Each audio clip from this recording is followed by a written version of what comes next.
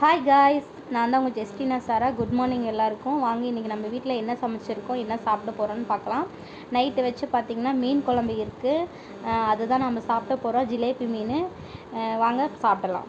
First வந்து பார்த்திங்கன்னா நான் ஒரு பிளேட் எடுத்துக்கிட்டேன். அதில் வந்து பார்த்திங்கன்னா நம்ம வீட்டில் செஞ்ச ஒயிட் ரைஸ் கொஞ்சம் நான் எடுத்துட்டேன்.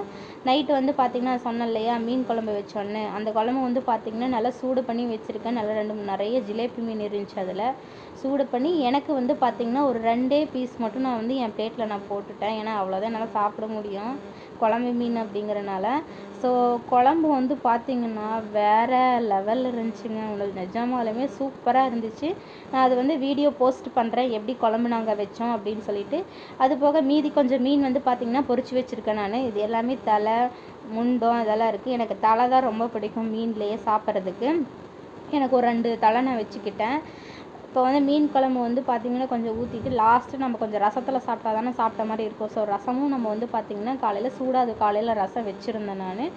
சரி வாங்க இது எப்படி இருக்குது டேஸ்ட் பண்ணி பார்க்கலாம். ஃபஸ்ட்டு வந்து பார்த்திங்கன்னா மீன் வந்து பார்த்திங்கன்னா மீனில் கொஞ்சம் குழம்பு ஃபுல்லாக ரைஸில் வச்சு பார்த்திங்கன்னா நல்லா ஒரு பெரட்டி ஒரு சாப்பிட்டு பார்த்தா வேறு லெவலில் இருந்துச்சுங்க. ஏன்னா மழை வந்து பார்த்திங்கன்னா என்னென்னு தெரியல, ஒரு வாரமாக பேஞ்சிட்ருக்கு. அதுக்கு தகுந்த மாதிரியே நம்ம வீட்லேயே வந்து ரெசிபியெல்லாம் செஞ்சிட்ருக்கோம் சூடாக, நல்லா மழை காலத்துக்கு தகுந்த மாதிரி. ஸோ இந்த மாதிரி மீன் குழம்பு வச்சு சாப்பிடுங்க. அதுவும் பழைய மீன் குழம்புனா சொல்லவே தேவையில்ல, வேறு லெவலில் இருக்குங்க. அதுக்கப்புறம் பொரிச்ச மீனுக்கு வந்து பார்த்திங்கன்னா நான் ரசத்தில் வச்சு தான் சாப்பிடுவேன். அது இன்னும் டேஸ்ட்டாக இருக்கும்.